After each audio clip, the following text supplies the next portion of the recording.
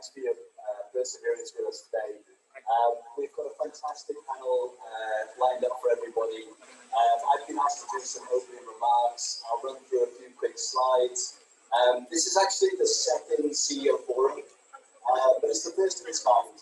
This is our first blended event. We've got people logged in virtually from all over the Philippines, and we're fortunate enough to actually host this event in our Podium West facility here in the heart of Ortigas. It's a masterpiece. If you haven't been through, please come and take a look. Every inch of this facility is beautiful. Before we get into the main presentation, we want to make sure that all of the content is always relevant, it's on point. We're going to conduct a really quick poll. We just want to understand why everybody is logging in this morning. It's not on the screen behind me, but hopefully it's on your screens there at home.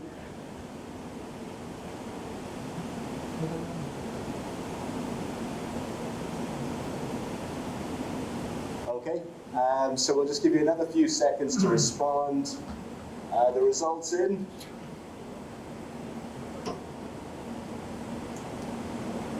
Let's try that again. Okay, so as I said, this is the second in the series. I believe the next slide is going to be a poll, so that everybody can let us know why they logged in today and joined this event. The options should pop up on your screen in front of you now. We'll give you 10-15 seconds or so to respond. We just want to make sure that these events are always as relevant as possible.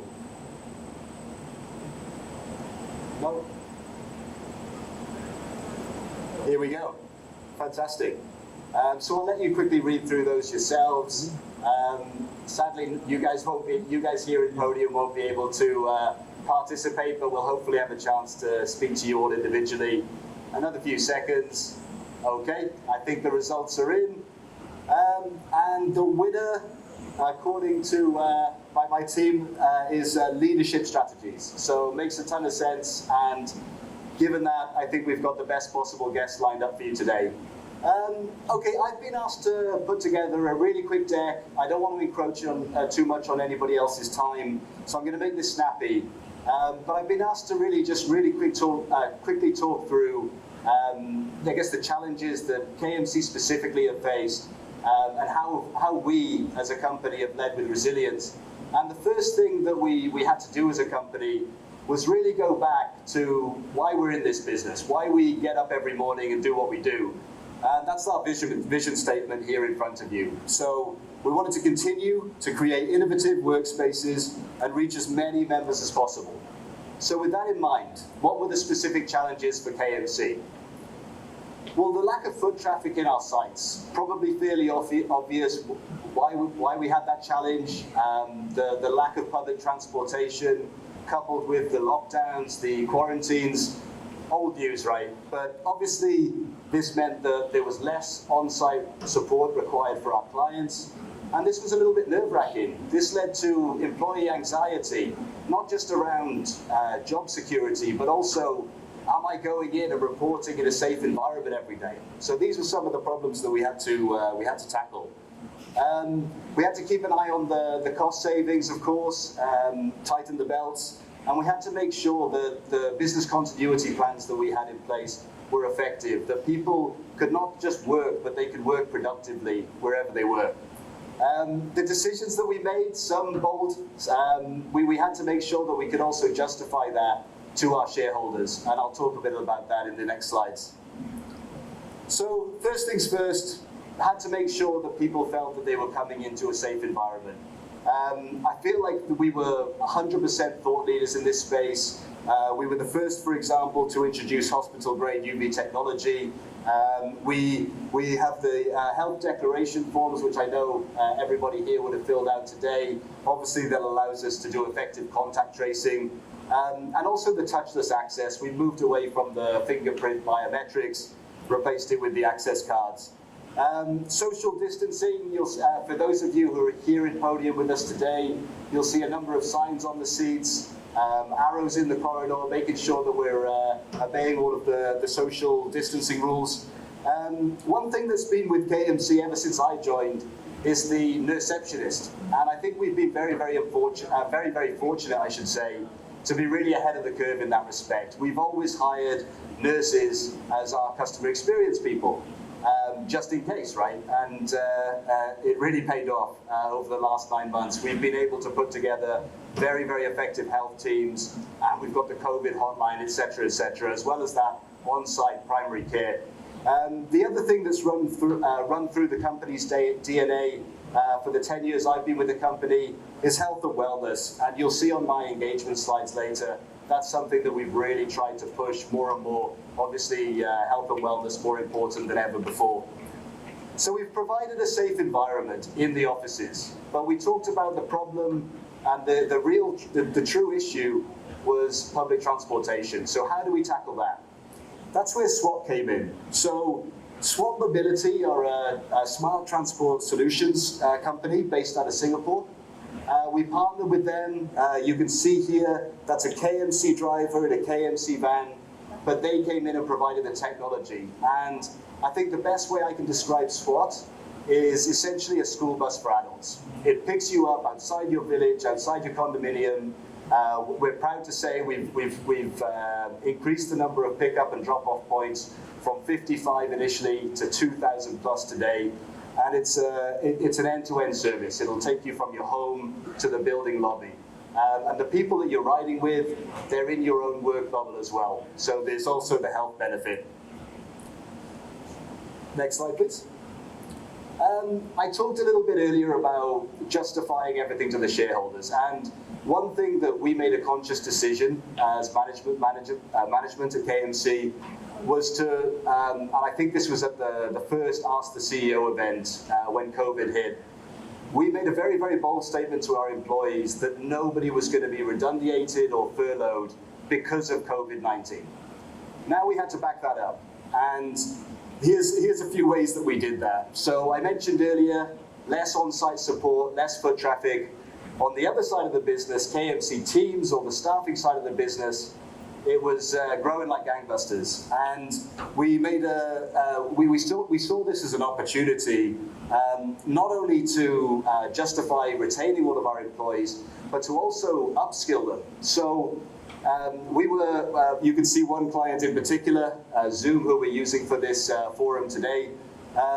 As you can imagine, we closed them just before the lockdown.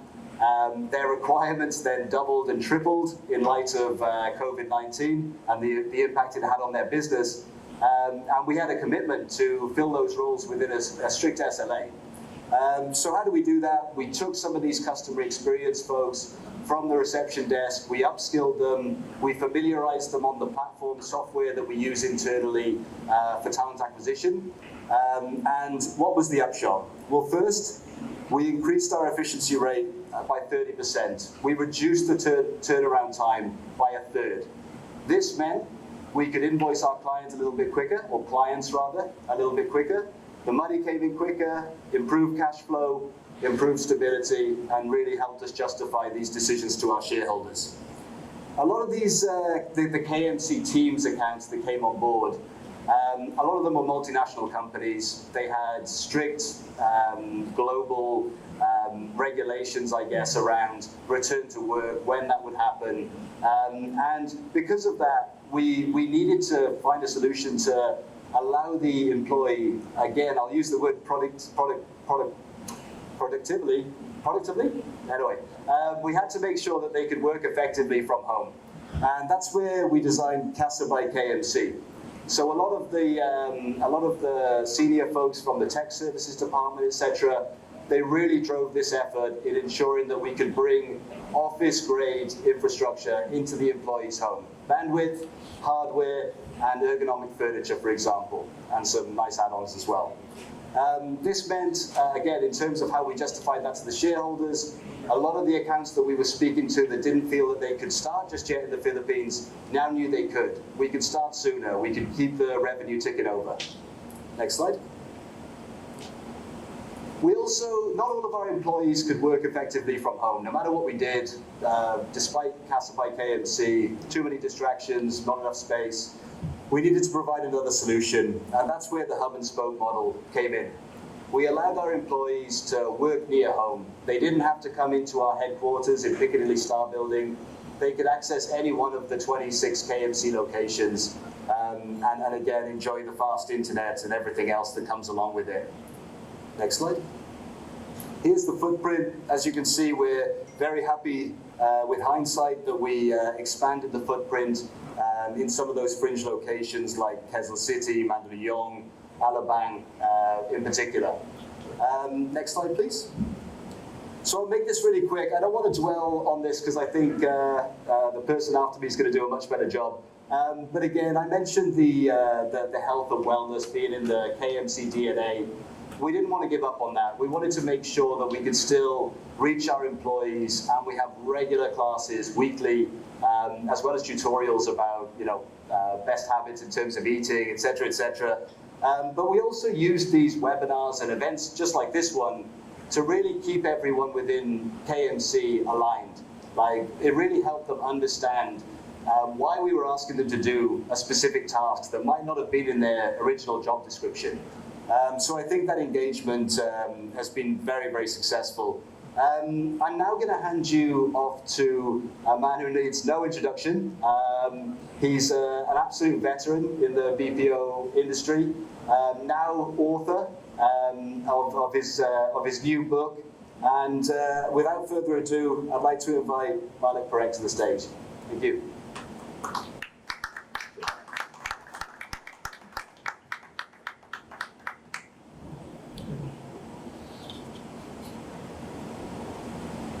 Good afternoon. This is the first time I'm doing a presentation with this on, so pardon me if I don't come across very sharp. But first of all, I want to thank KMC for inviting me to this inauguration of this masterpiece that they have created. I'm used to their facility in Alabang. But this is one of those beauty that probably makes me want to commute all the way here to use this facility. So thank you, KMC, for inviting me. Today's theme is leading with resiliency.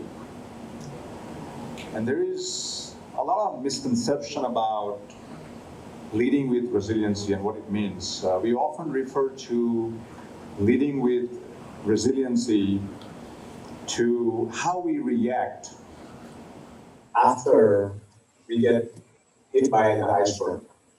We often refer to resiliency as how we course correct after the fact of hitting the iceberg. But the real leading with resiliency is about proactively changing and adapting to the new direction so you avoid hitting the iceberg in the first place. It's about course correcting proactively so that you don't end up hitting the iceberg in the first place. So in a way, leading with resiliency is more about proacting than reacting. And every time I share this thought in my webinars lately, one or two people will always ask me, Maulik, that's a good point, but what about COVID-19 being the iceberg? None of us saw it coming, so how could we even avoid it? And so when I get that question, I normally answer that question with a question back to the person, and I ask, is COVID-19 really the iceberg? Is it COVID-19 that is negatively impacting the businesses today? Is it COVID-19 that is sinking the businesses around the world? If that's the case, then all the businesses around the world should be equally impacted negatively. But that's not the case. Just a few days ago, there was an article in Wall Street Journal that said that the top 5 technology firms, the Apple, the Alphabet, the Amazon, Facebook, Microsoft, they took in 18% more revenue in Q3 of this year amidst the pandemic. While we saw companies like JCPenney's and J.Crew and Lord & Taylor, Brooks Brothers closing their shops and filing for bankruptcy. Domino's Pizza took in 15% more revenue in Q3 of this year amidst the pandemic, while its competitor, Pizza Hut, filed for bankruptcy. I've been in the BPO industry for a long time, and I know there are many companies in the Philippines who have done really well despite the pandemic. Their revenues are up, their margins are up. They've figured out how to survive and thrive in this crisis. But then I also know many companies who have actually struggled, who are withering away. So if COVID-19 is the iceberg, then all the companies should be feeling the pain equally. But it's not the iceberg. The icebergs that many companies are running into are not having embraced the digital transformation, not having instilled a culture of innovation, not having built a very strong culture and VMV that can withstand any crisis that they can survive.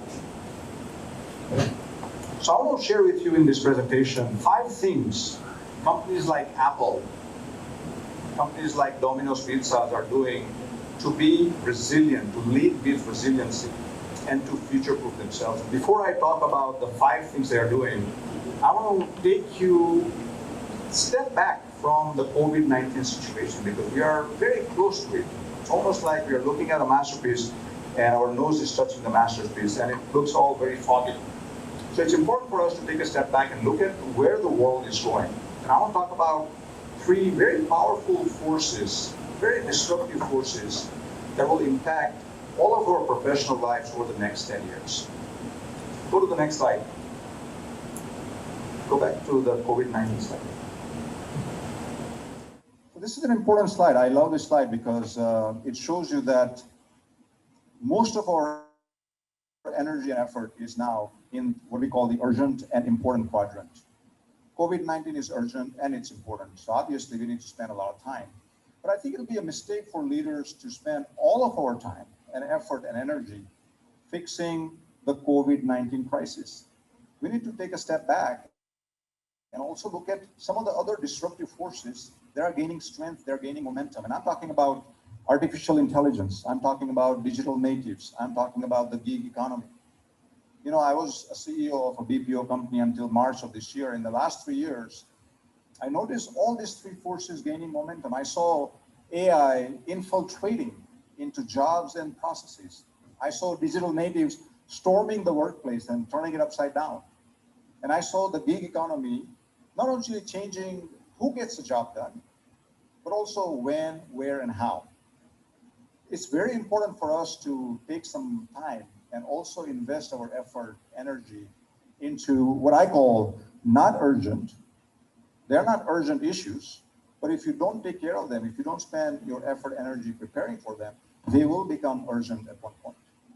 So go to the next slide. I want to briefly talk about each of these disruptive forces in detail. According to a recent study done by McKinsey company, they found that up to 375 million jobs around the world are at risk of being displaced because of AI and automation over the next 10 years. One of the questions I keep getting asked everywhere I'm doing the presentation nowadays is, would AI replace my job? Would I have to worry about it? And the answer to that question is, if your job belongs to 3 different categories. Number 1, if what you do as part of your job is repetitive, is boring, is predictable, AI will do your job. Second, if what you do as part of your job has a very well-defined objective, and there's a large set of historical data that you can train AI algorithm with, then AI will do your job. And number 3, if what you do has a requirement of very basic cognitive skills, we are talking about learning, reasoning, predicting, then AI will be able to do your job. And there is a myth out there that, hey, I don't have to worry about AI if I am a white-collar employee. Well, guess what? AI is colorblind. AI doesn't care whether you are a blue-collar worker or a white-collar worker. As long as AI can do your job better, faster, and for less money, it will creep into your jobs and your processes.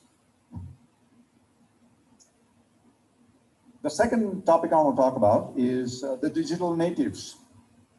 You know, all our lives we have ignored them. We think they are this young and scrappy, headphone wearing, soya latte drinking, TikToking, Snapchatting generation. Rob is nodding, he has a couple of those at home.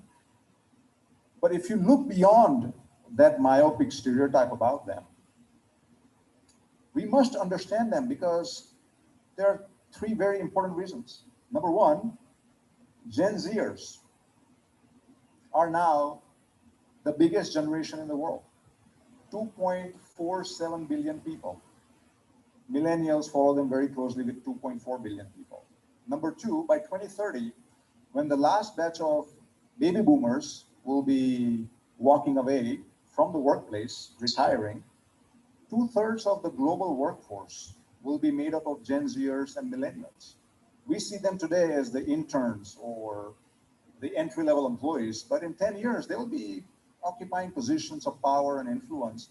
And we must understand them. We must understand what motivates them, what kind of workplace they are looking forward to.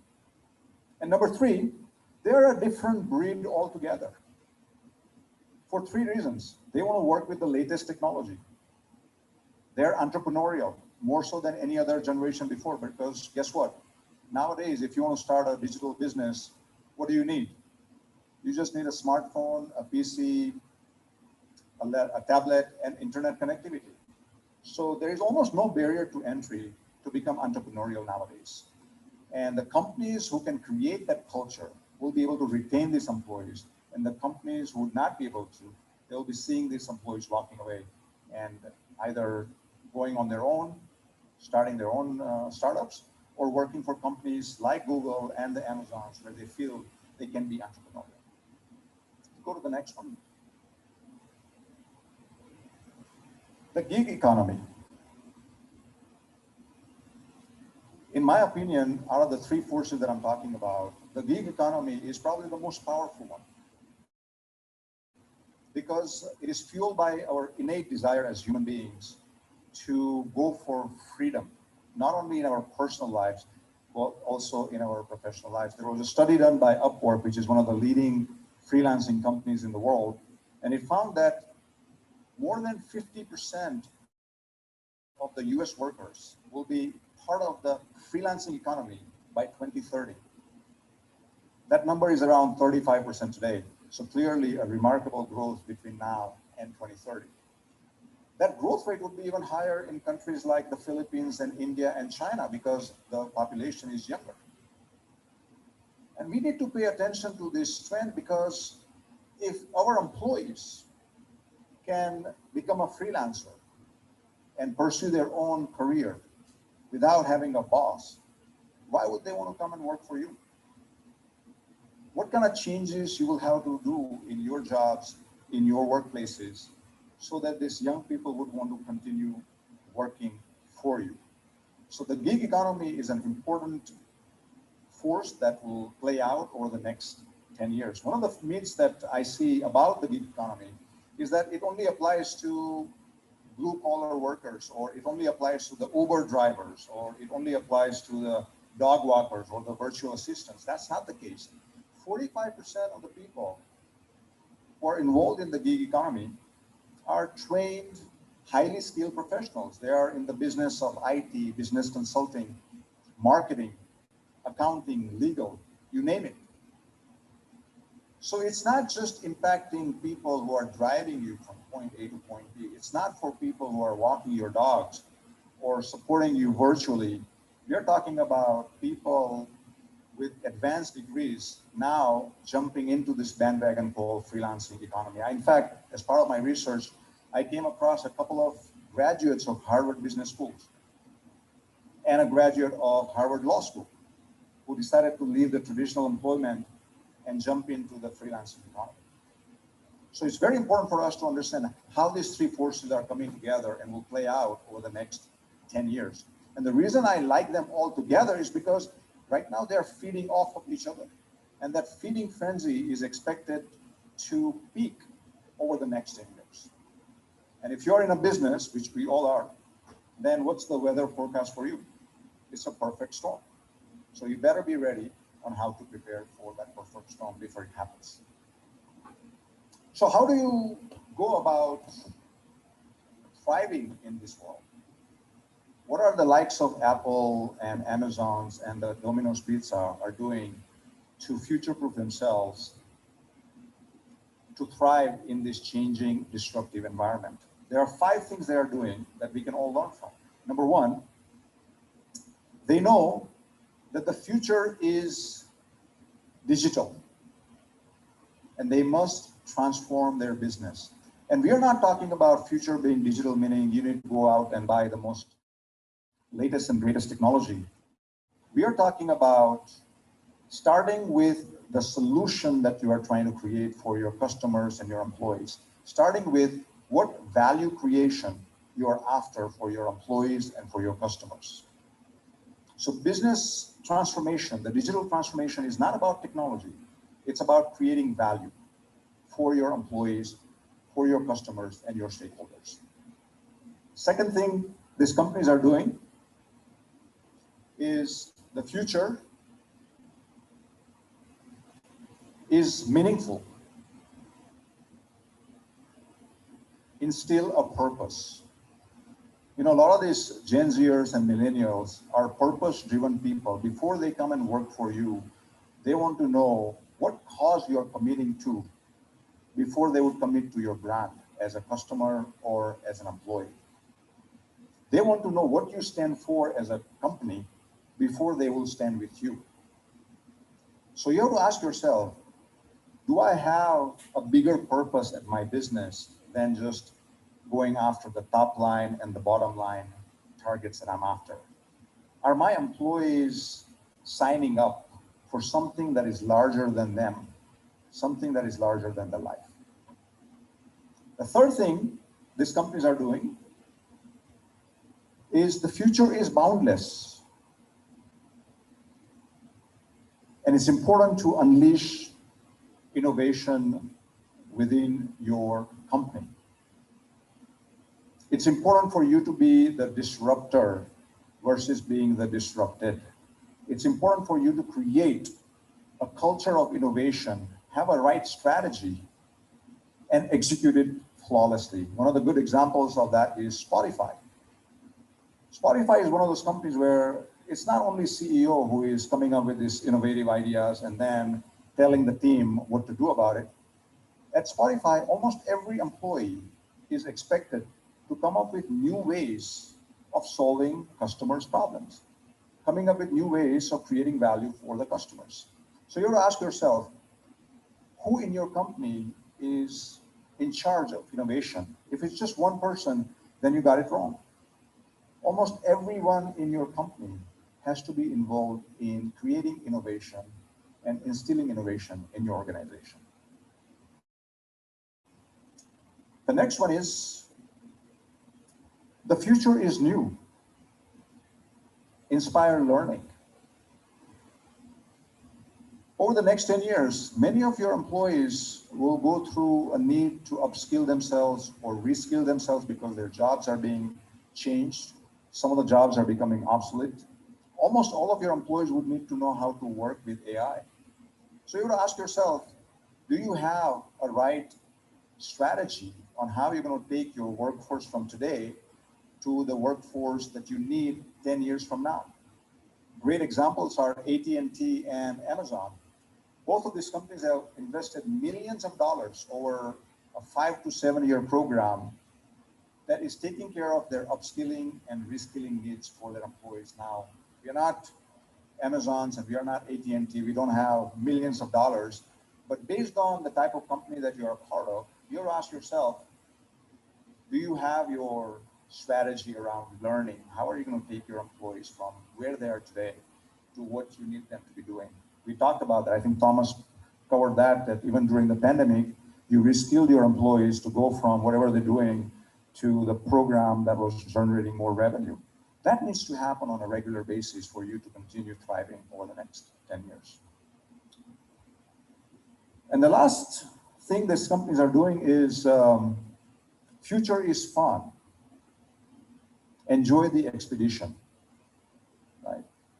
If you ask your employees, do you love your job? Of course, if you're the boss, they will say, yeah.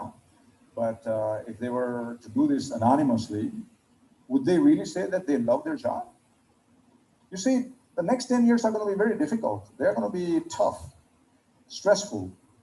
But it's up to us as leaders to make sure that our employees are having a great time. It's up to us to decide whether our employees are going to remember that time they had with the company as the best time of their life, or they will remember it as that Monday to Friday nightmare that keeps recurring. So ask yourself, what kind of culture that you have built? One of the great examples, and I know we have Rob here from Cathay, but I write a lot about Southwest Airlines and the culture they have built. In an airline industry, which is so notorious for high attrition for the employees, Southwest Airlines has a voluntary attrition of 4%, which is unheard of in the US. So you have to ask yourself, are your people loving the jobs that they're doing? Are they having fun at work? Are they on an expedition as they go forward? So with that, my last comment to you guys is that COVID-19 is not the iceberg. Artificial intelligence is not the iceberg. The digital natives are not the iceberg. The gig economy is not the iceberg. The iceberg is our inability to be prepared for these forces that are coming towards us. Thank you very much. Thank you.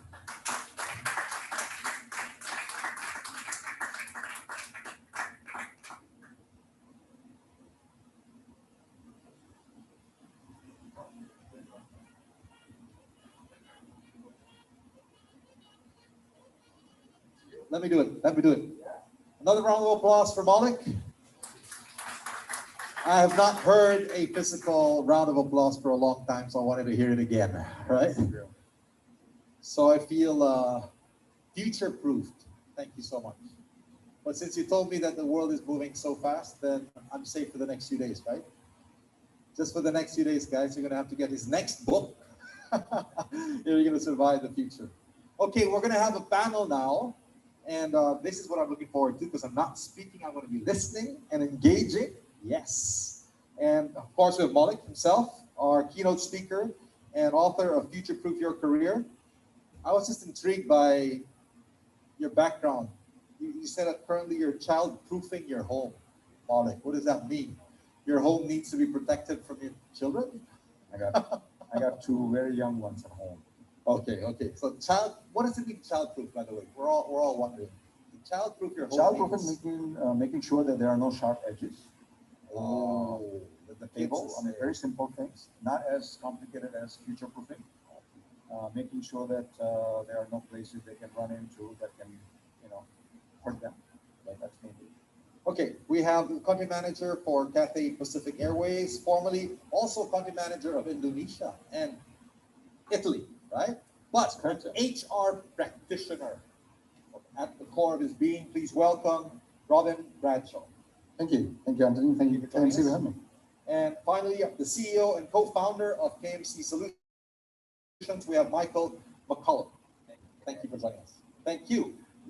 I would rather sit on a chair at their level. Is that okay? Could I just pull one? Okay. If you have questions, please type it on the Q&A portion of Zoom or write it down, slip it to me here. We're going to be getting those questions coming in from the audience too. Okay, but let's get the ball rolling. So how's COVID-19 been for you? It's already the end of 2020. They say it's staying. 19 is staying. Past 20, it's going to stay with us to 2021. Yeah. Initial thoughts, please. Yeah. So it definitely took us by surprise. This economy was on a tear, coming all the way up into 2019. Even early 2020, we kind of hit our all-time high occupancy on March going into the lockdown.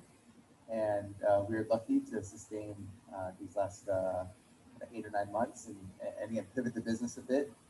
and make sure we're still adding value to our clients. But yeah, it's definitely a wake-up call.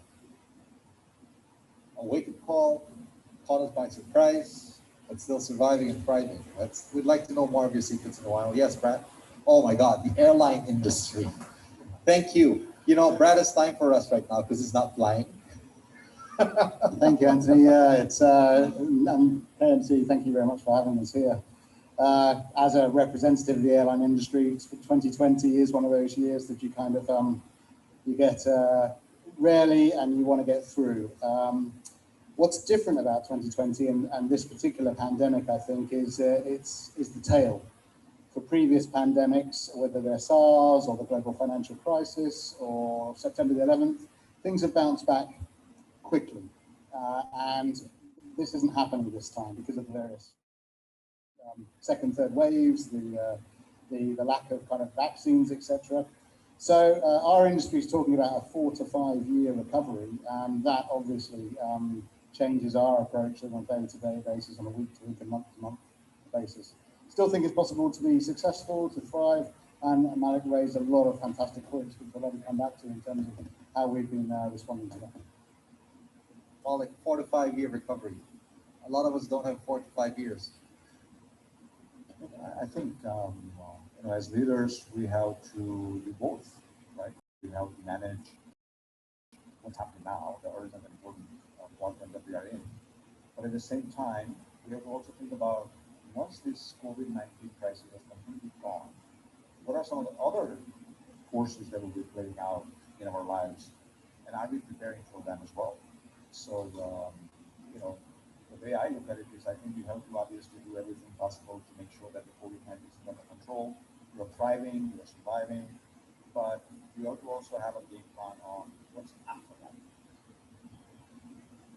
Work from home, school from home, salon from home, everything from home. The only thing lacking from home is home, they say sometimes. It's been a personal struggle for managers, for CEOs, for employees. How have you personally managed your own struggle amidst the challenge of taking care of the people that you are tasked to take care of? Yeah, look, I guess health and wellness was a really big thing for our leadership team. Us personally, we set up a gym, an outdoor gym on our deck in the 25th floor of Pangilinan Star. We had a trainer coming by. Valentina is a trainer for the company. And where's Valentina? She's around. Okay. She's tough. You know, she's lifting weights at the moment. Yeah, that's right. Yeah. And I think that camaraderie, the exercise, the space to kind of get our minds right, really helped us get through this, particularly in the depths of the lockdown. What was most challenging for you personally? So there's 4 areas of the business: people, execution, strategy, and cash. Cash was something that was on the top of our minds for sure. People, we had a leadership team that has been working together on average 7 years. So we had a lot of social capital built up, and I think that really helped us, go into this lockdown. It's very, very closely knit. The strategy and execution, our strategy had to change. I mean, offices became not a death zone, but a highly contagious place. A risky zone. A risky zone for many people. And many of our biggest corporate clients just said, we're not going back to an office for July 2021 or something. So, obviously, now some of them are still paying for that office. We're very fortunate to have those great partners. Smaller companies couldn't sustain paying for an office that they weren't using. And that's when we started pivoting to other services, the staffing, the at-home CASA product, which I guess our other competitors were just kind of caught flat-footed. Right. In your case, the people person, how was it managing your own stress? I know your family's not even here at the moment. They'll be joining you soon. Yep. Although how's they were that? here earlier in the year, and certainly having time with family was one of the upsides for many people. But clearly, my personal circumstances are very, very different from the circumstances of our employees. And I think it was really important from a very early point to try and not assume that we understood what people were grappling with at home, and to really ask them, to really sort of understand individual circumstances. Broadly speaking, in Cathay, we've got two distinct groups of employees through this process. We've got operational employees who have to come to the airport, who do have to work, and they have to come into contact with passengers or with other people. And so we need to make sure they're as safe as possible. And we really focused on ensuring the workplace was completely safe. And that's a very different situation from an office, where an airport environment is far more fluid. But you've still got to make sure that it's safe and that people feel reassured and that they are safe. So that's one group, and we did a lot of work in making sure that there were Team A, Team B, that there was sufficient time to disinfect offices, etc. in between those. The second group is the people who can work from home. So your back office staff and your employees, your sales teams. So for them, it was really about understanding the enablers they needed to get their work done. Some of them had internet issues, obviously. Some of them had crowded home environments or dormitories that they were living in. So what could we do as a company to facilitate them being able to be happy and safe and productive? And when I say productive, the shift from thinking about productivity in terms of how much time you're in the office to something much more about outcomes, and outcomes that are aligned to your strategic imperatives and your values. So are the customers still being put at the front of our minds? Are our employees and other stakeholders still really important to us, and are we delivering our promise to them? That has to be done in a different way when you're working remotely and from home. And so a lot of time spent with the management thinking through that. We've heard some stories about companies making sure their employees' camera is on so that they can be seen at their desk at home for the full 9 hours. That's not our approach to understanding what our employees need in order to be productive, safe, and happy.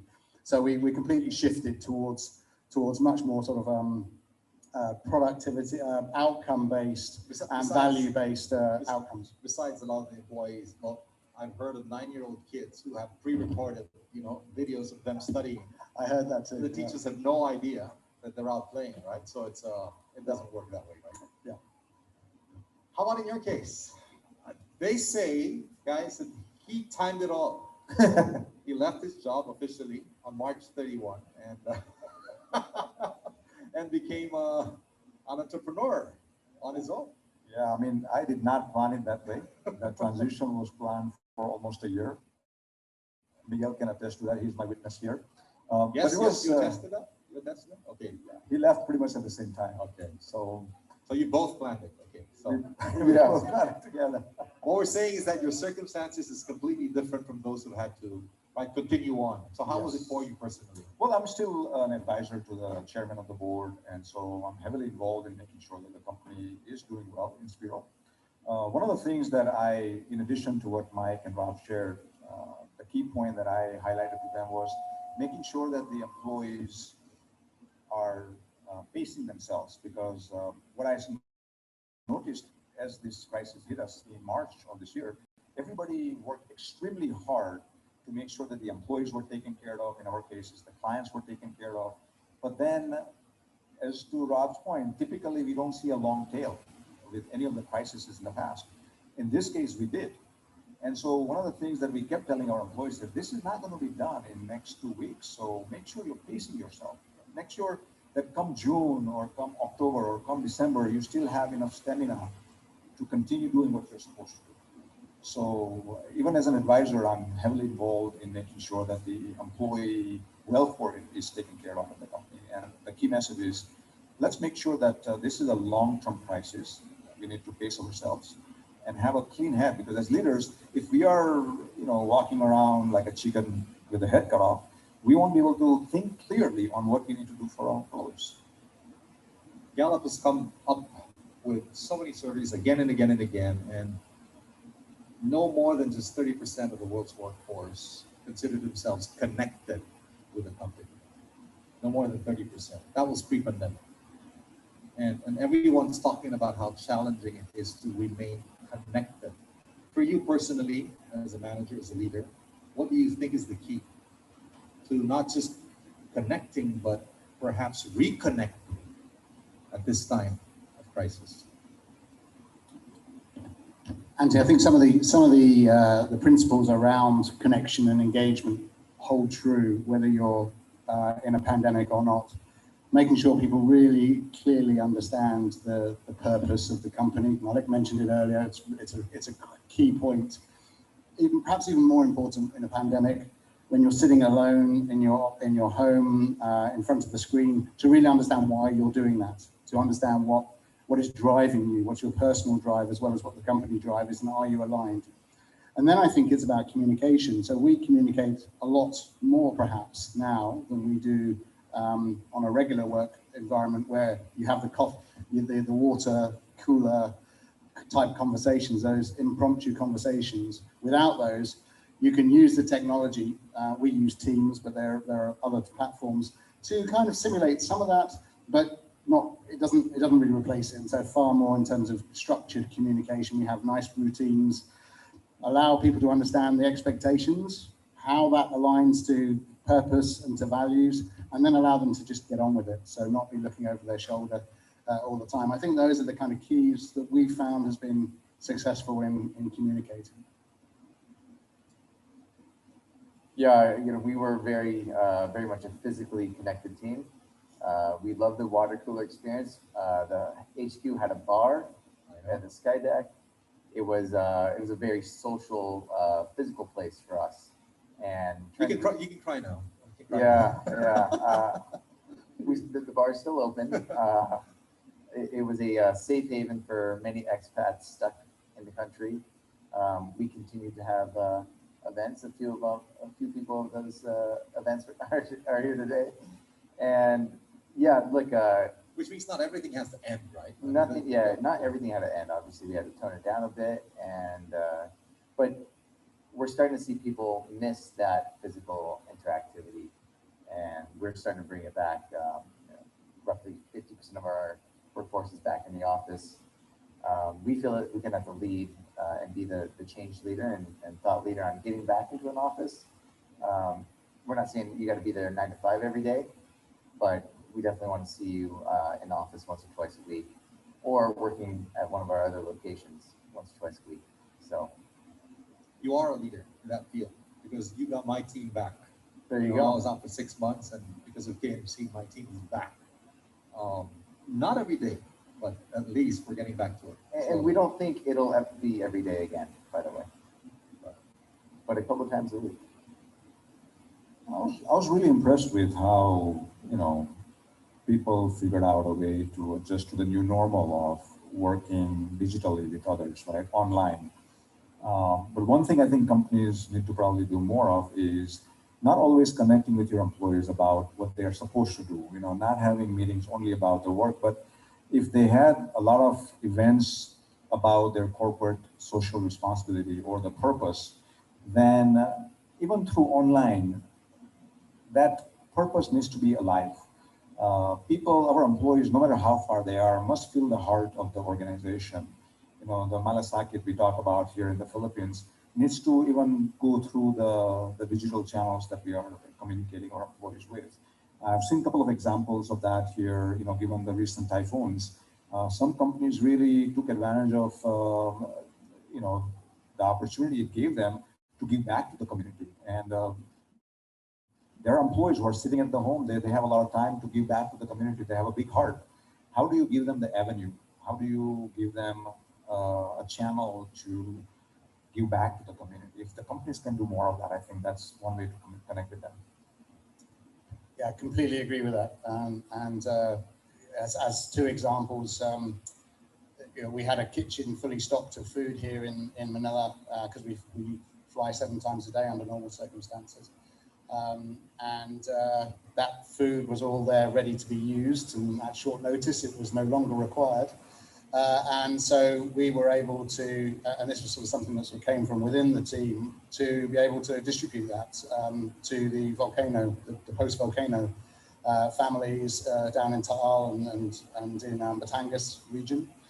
And then just recently after the floods, we've closed one of our brands, and there's things like blankets, etc., that are now available. And so the team again has kind of put forward an idea to be distributing those to people in need through the floods. And I think those are the sort of things that really build connection, make sure everyone understands that we're still a company that we can be proud of, that we adhere to our values, and we'll get through this and the culture will be intact. In that one response, he mentioned volcanic eruption, the pandemic, and the floods. And amidst that, work continues. You left out the violence in Hong Kong. That too. That was the campaign. We're only talking Specifically. 2020. Yeah. Oh, sorry. Yeah. You mentioned new normal, and people are saying, is there a new normal? If there's one thing you think that has completely changed forever, what would that be? What would you think has completely changed and will never go back to what it was in the world that we knew it? I think online meetings. I think that's been a really disruptive tool. It's been easier for me to have more meetings with clients, particularly in the Philippines. There's a lot of traffic. Maybe you can have 2 or 3 meetings a day. You could have 8 meetings a day with clients who wanted to talk to you, and that was a benefit.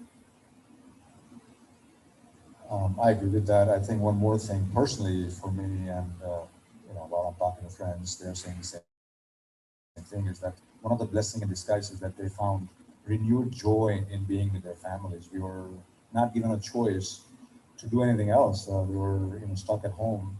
And so people really took advantage of that time to reconnect with their loved ones at home. And I personally did that, and I'm grateful for that opportunity, despite the fact that it has been a pretty crazy situation for the last few months. There are not a few though, Maulik, who I heard Went the other way. went home to reconnect, to realize there's nothing more to connect. And that was a wake-up call as well. It had to happen at one point to realize that was a brutal fact. My wife is here, so I can also say that. Yes. And your wife is here, so you're safe. I think I'd draw attention to something that I think has changed. Questions, please. Okay, questions, please. And then I think something that hasn't changed. So something that has changed, I think, is the heightened importance or an awareness of compassion and empathy in the workplace, and in understanding other people's circumstances. Previously, perhaps, many managers would never have thought of the home environment, the background of their employees. They sort of turn up and managers consider their responsibility for their employees to be only from sort of 9 to 5 and then let it go. But in this circumstance, we've all had to be much more aware of our employees' backstory, and we know them better as a result. And I think that's a really positive thing. The thing that I don't think hasn't changed and will never change is the fact that we are social beings and connection is important to us. So the fact that some of us haven't been able to see our parents for almost a year, some of us who've been stuck on the wrong side of a border and haven't been able to return to their family for a period of time, has told us, and I think this is what we hold on to in terms of Cathay Pacific and the airline industry and our mission to connect people and move beyond your current circumstances in life, is that people will get back to wanting to be with their loved ones, to connect, to share ideas, and to move beyond. And I think that as soon as the borders allow that to happen, we'll see it happen. The balance, or perhaps the trade-off between control, productivity, and vulnerability and authenticity. It seems like those are both still very relevant, but leaders are struggling with that. I must put up a brave front. I must show that I am still in charge, that I can lead this charge. When in fact, many times I don't know how to move forward.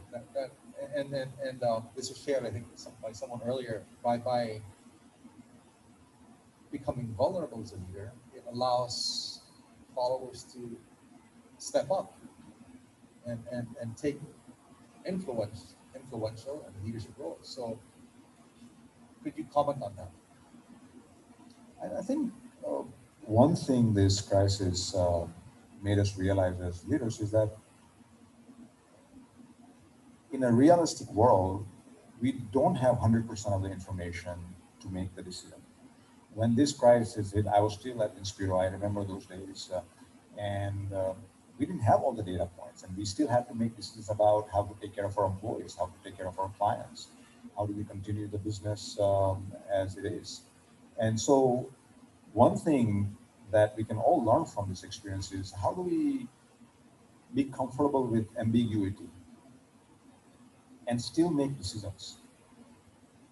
Even if you only know 80%, how do you still go through with your gut feeling and your experience and asking all the key people around you with as diverse perspective as possible and still go with your experiences and make decisions?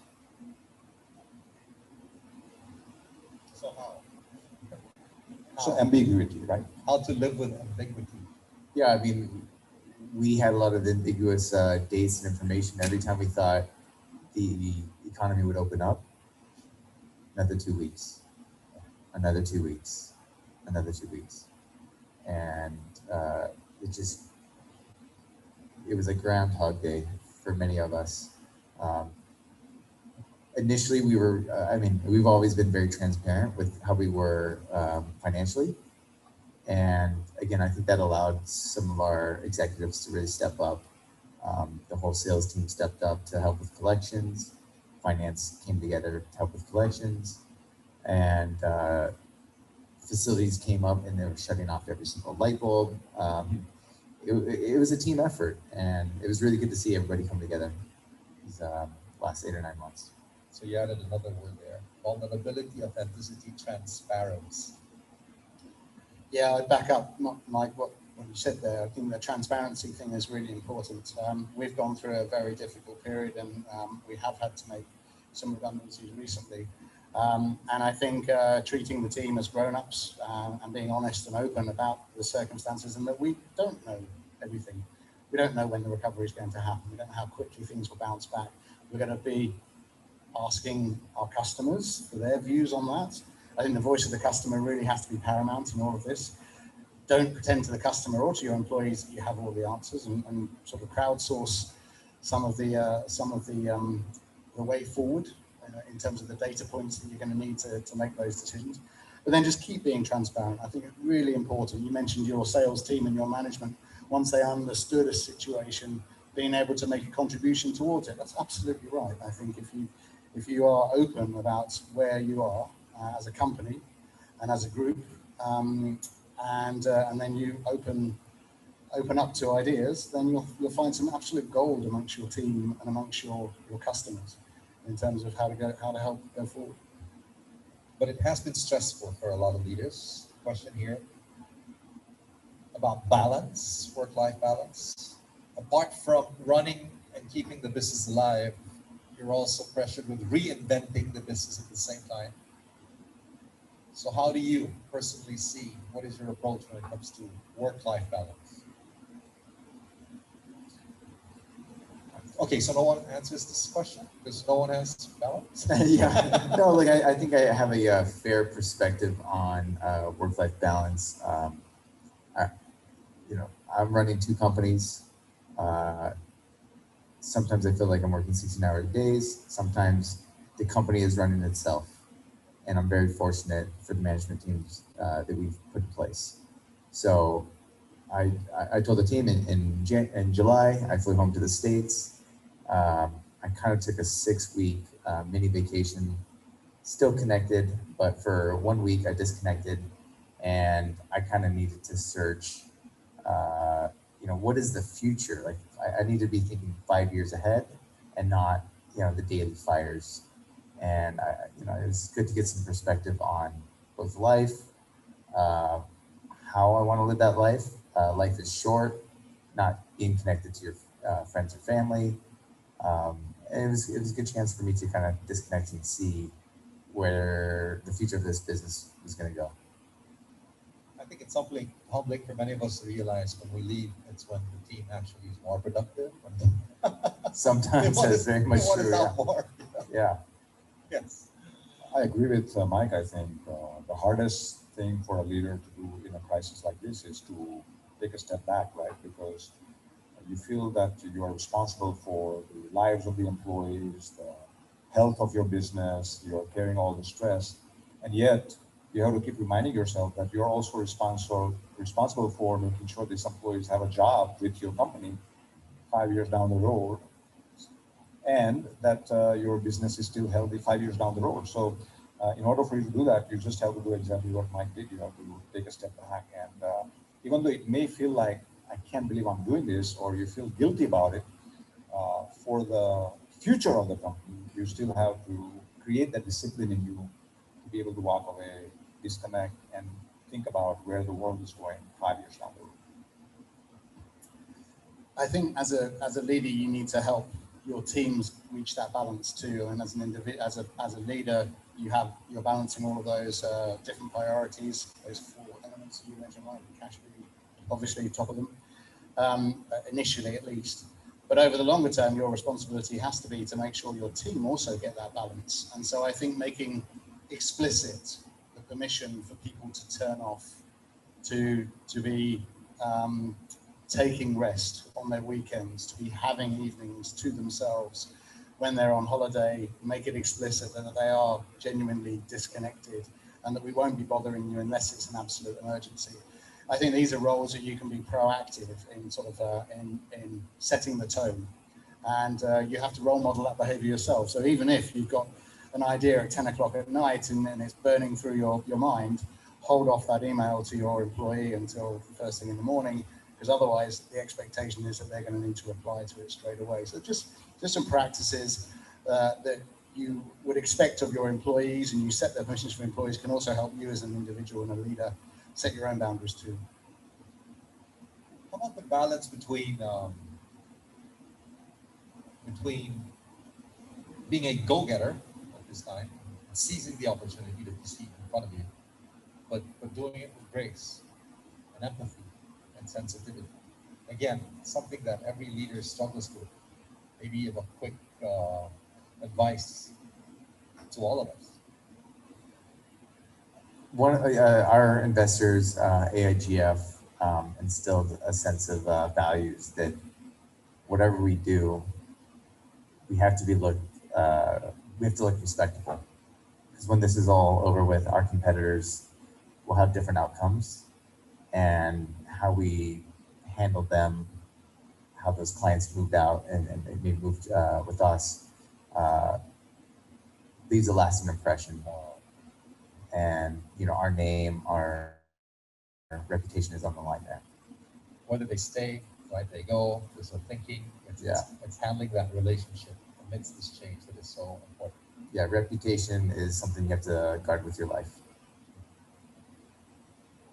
Same here, in Spiegel before I left, I saw the initial days of how this crisis hit us. And you're referring to SPI? In Spiegel, yeah, which is part of SPI. Part of the whole group. So Malasakit has been our core value, one of the core values that we have. And we have been talking about Malasakit for a very long time. And it was very important for the leadership. That would be, I was just wondering. What's that? In English, that would be? I mean, I don't think there's any direct translation to care in English, but it's genuine care and compassion, maybe? Compassion, yeah. But care as well? Yeah. And it's a beautiful empathy word. As well. Okay. It's many things, right? And that's one of the reasons I love that word, because it's so hard to translate it in any other language, right? But that was the time for us to leave that value. And I remember that incident in the initial days. Our employees were carrying so much malasakit for our clients because they wanted to make sure that they were there to take the calls for our clients. They forgot about malasakit for themselves. So on the second day of this crisis, I saw a picture somebody posted, an employee who was very proud that they just created a makeshift bed right next to their workstation in a call center environment. And they saw the whole world. This is where I'm going to spend my night. I love my job and I'm passionate about doing this for the company. I saw it differently. I said, I care about the client, but what about you? If this picture gets picked up by any media, that's not good for the company as well. So what about the malasakit for the company, to Mike's point earlier? So you have to have that care and concern and compassion, not just for your clients or your financials or the company, but also your employees. And you have to find that balance. Stakeholders, right? Yeah, I mean, even our supply chain was building this in the middle of the pandemic. They basically had to live on site. You're referring to this site. So yes, certain construction projects, we were not allowed to leave the project. That was our supply chain, not our employees, but yeah, it was a crazy new world. Beautiful result. Yeah. 8 months later. Yeah, I think things like a pandemic, financial crisis, it's very tempting, I think, to take shortcuts and to ditch things that you've invested in over time. But that's a surefire way to lead to sort of cultural bankruptcy. I think you have to keep investing in those things that are important to you as a brand, important to your customers, important to your employees. And I'll give an example of the redundancies that we have had to do in the Philippines just recently. You know, that you've got two key groups, right? You've got the people who are leaving, and you want to treat them with dignity, compassion, and respect. Give them all the support they need to be able to move on as well as possible. It's a tough job. It's a difficult situation, but if it's going to be done, it should be done right. Important for that because the second group is the people who stay. And the people who stay still need to feel proud of their company, still need to understand it's a great place to work for, that they connect with its purpose, and they know that no shortcuts have been taken in looking after our family members as they departed. The time they needed the company the most, the company stepped up. So I think avoid that temptation to do the shortcuts and go hard for the bottom line. If you can, make sure you can invest in what's right, then I think that will pay you back in dividends in terms of your engagement levels and your passion in the rest of the team going forward. Really important. I'm moving towards asking you what your fearless forecast is, you know, in the next few months, given the pandemic situation. They say we're still in the middle of a firestorm, not just a fire, but a firestorm, which is a number of fires with a life of its own. But I just wanted to ask this on behalf of the other leaders here. If there's one thing that you're still struggling with, if there's one thing that you've had most difficulty with as a leader, that has really tested you, and everything you've learned and everything that you've studied as a leader, what would that be? What would that be for you personally? I think we talked about it earlier, you know, making decisions despite the ambiguity. As a leader, it's very tough because you are making decisions about lives of the people. You know, if you decide to have them come to work, you know that you may be potentially putting them at risk. So how do you make sure that with limited information you have, you take good care of them, right? So those are some of the decisions I remember having to make before I left the company on March 31st. But whenever you're making decisions about other people's lives, I think that's a tough one, and you don't have all the answers. The first responsibility of leadership, I think, was Max de Pree who said this, is to define reality. And it is a tough. Yeah, it was hard to know what the define yourself. it was hard to find what the reality of the situation was. How much deeper is this pandemic going? You know, economically. So it's the same with you. I mean, we don't. With it's trying to figure out. The hole continues to get deeper and deeper, and every time they release a GDP number, it is worse than what they're projecting 3 months ago. And the question is, when do we come out of that? And having to make decisions every day. Every It's day. that kind of circumstance, particularly around cash. Yeah, I agree with both of that. So as a leader, you need to be a storyteller. That defining reality is basically painting the picture of how things will be better, how the future will unfold. And that needs, and that needs to be done with credibility and authenticity. And so for me, I think finding that right pitch between the reality of the situation now, which people do need to understand and not to be sugarcoated, and somehow a kind of something to work towards, a reality that if we put our efforts in, if we make our sacrifices, if we all get behind the purpose and the values, we will get there. And telling that story gets difficult with every GDP number that gets out there, every sort of failed round of vaccine testing up until recently. That's been a difficult sort of balance to strike. Before I ask you that question about where you think we're heading, what is your fearless forecast for the Philippines, perhaps, for your industry?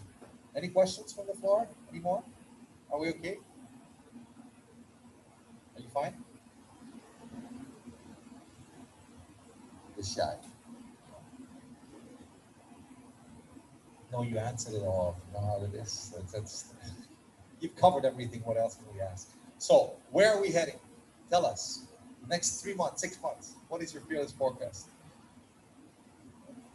It's hard to make any forecast nowadays, but there was an interesting article I read about the 1918-1919 Spanish flu and how it played out. And it happened exactly the way is happening now with COVID-19. It started in the spring of 2018. It peaked in June and started to die down. And then it peaked again in the fall and took the most lives during that part.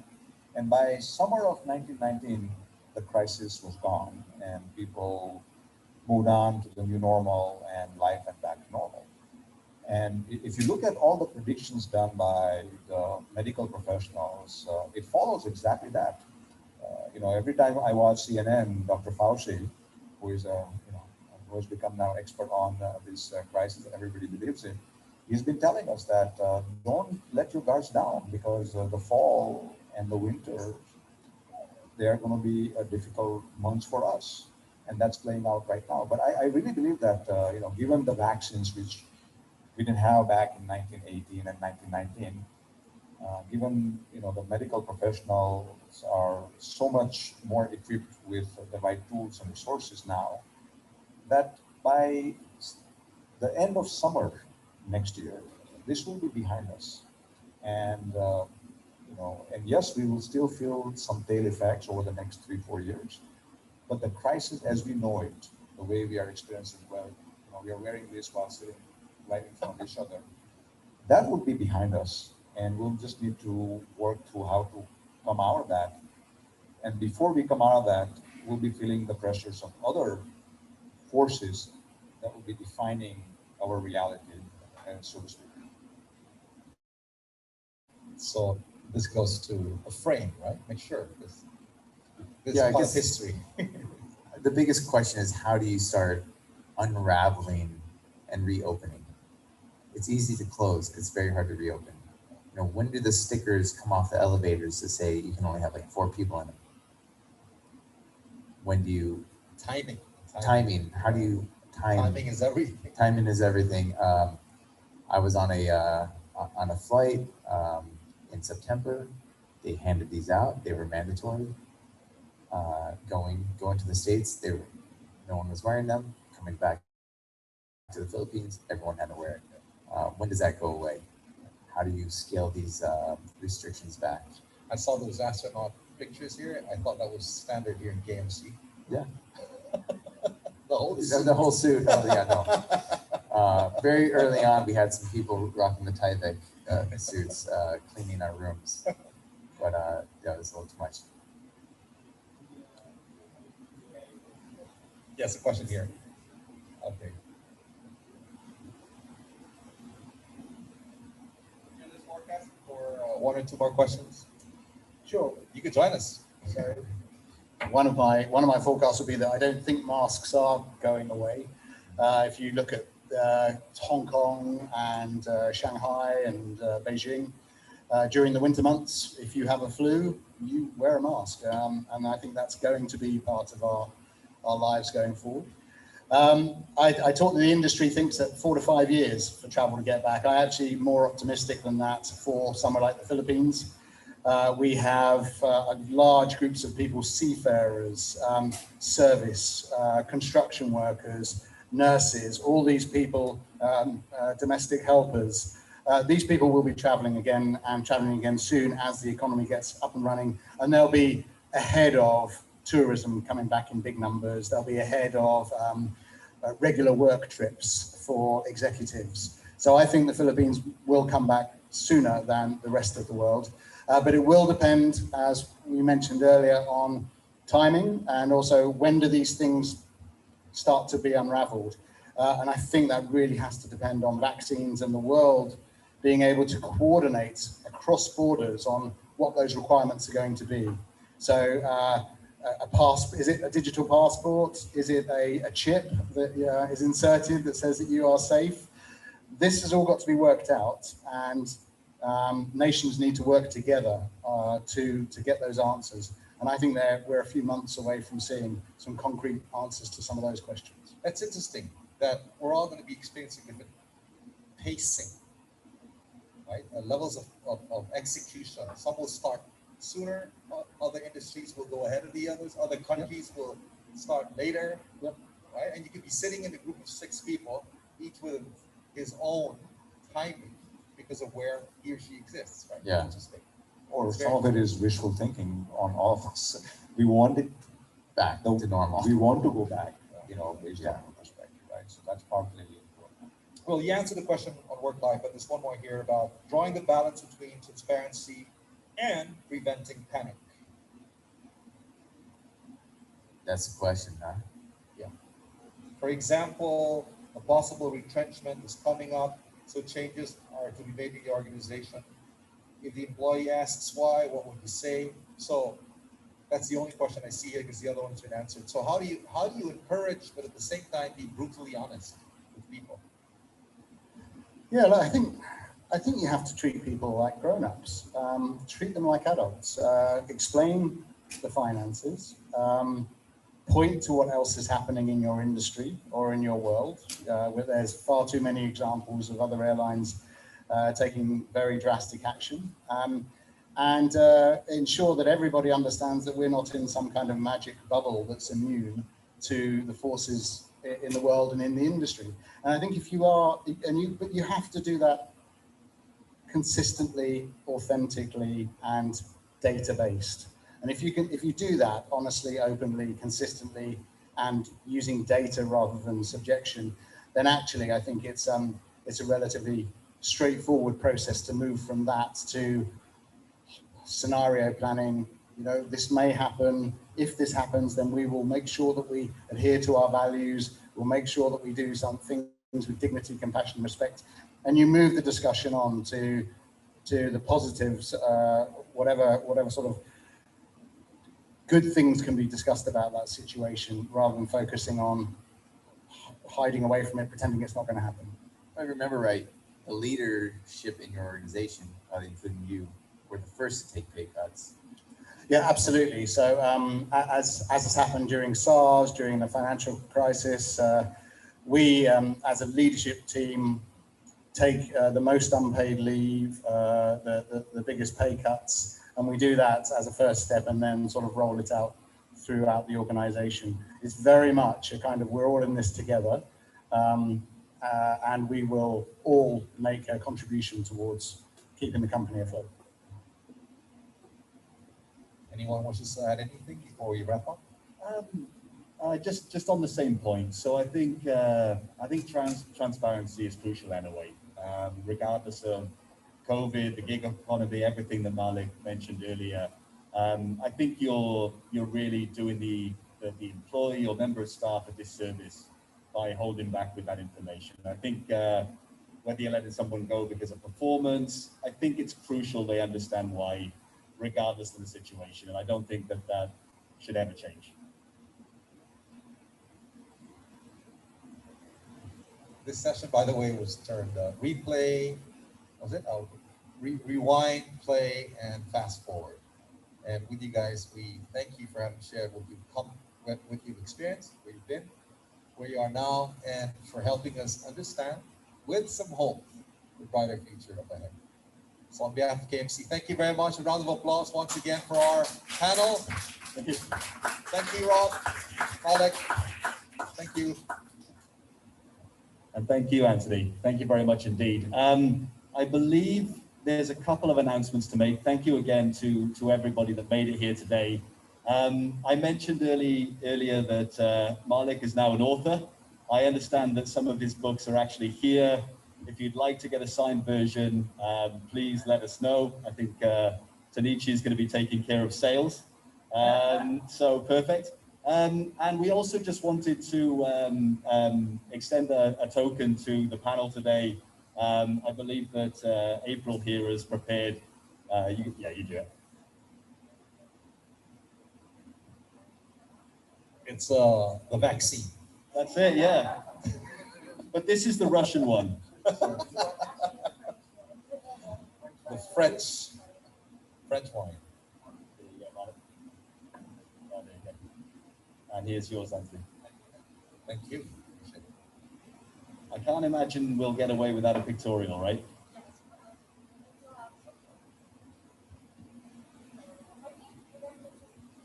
So from here with everyone behind, right?